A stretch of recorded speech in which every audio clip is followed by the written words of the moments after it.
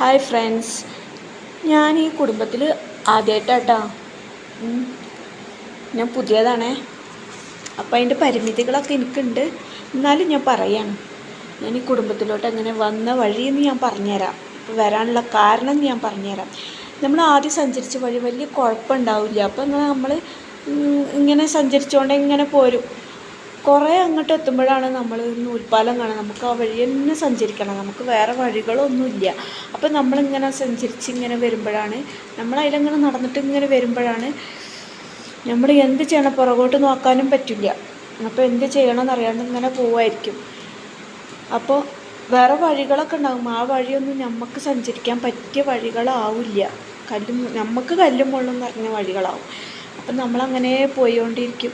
അപ്പോൾ കുറേ ആളുകൾ പറയും, ഈ വഴിയൊന്ന് നോക്ക്, ആ വഴി പോയാൽ ശരിയാവും. നല്ല മനസ്സുള്ള ആൾക്കാർ പറയും, ഈ വഴിയൊന്ന് പോയി നോക്ക്, ഈ വഴി പോയാൽ ശരിയാവും.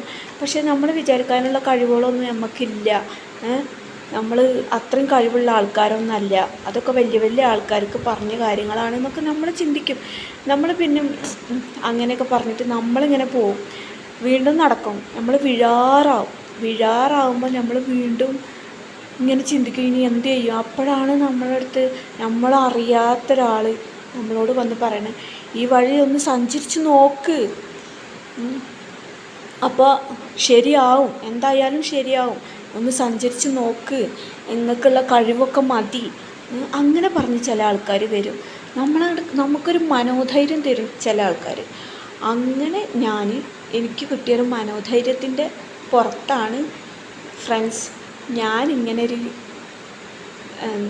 ഒരു കുടുംബത്തിലേക്ക് ഞാൻ കാല് കുത്തിയത്.